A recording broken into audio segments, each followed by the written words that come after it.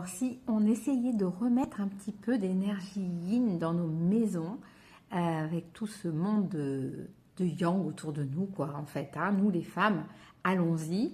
Les hommes aussi, vous pouvez mettre un peu de yin, ça veut dire quoi? Je vous explique ça tout de suite, je vous explique.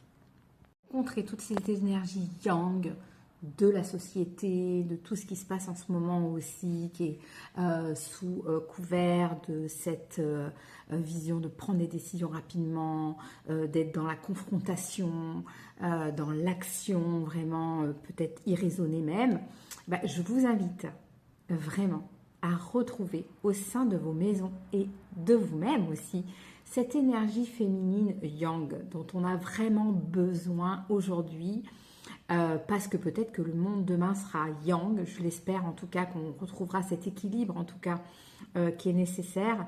Et cette énergie yin, c'est vraiment celle du ressenti du corps, de la perception, de l'invisible aussi, donc la multisensorialité.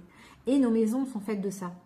Parce que dans nos maisons, on peut mettre des odeurs, on peut mettre des textures, on peut mettre du relationnel, on peut mettre de cette douceur, de cette introspection.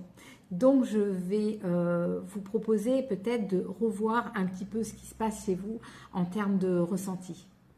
Et donc, je vais vous inviter, mesdames, surtout cette vidéo courte est pour vous, mais peut-être j'en ferai une plus longue, à retrouver chez soi un espace de liberté, où on peut accueillir un temps de reconnexion avec soi, un temps où on n'est pas forcément vu de nos familles, qui nous appartient qu'à nous. Et ça, c'est souvent le problème de nous, des fois les femmes.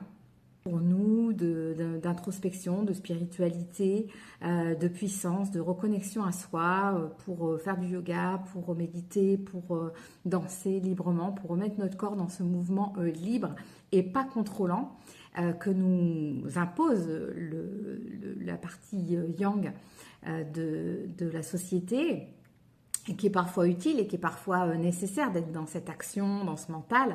Mais moi, je vous invite à ce que la maison soit justement une porte libre où c'est le corps qui s'exprime et moins la tête. Parce que la maison, c'est notre corps, c'est le repos du corps. Donc forcément, on a besoin de retrouver ce yin. Et c'est pour ça aujourd'hui que je parle avec ces mots-là, parce que c'est vrai que c'est peut-être plus parlant pour certains d'entre vous.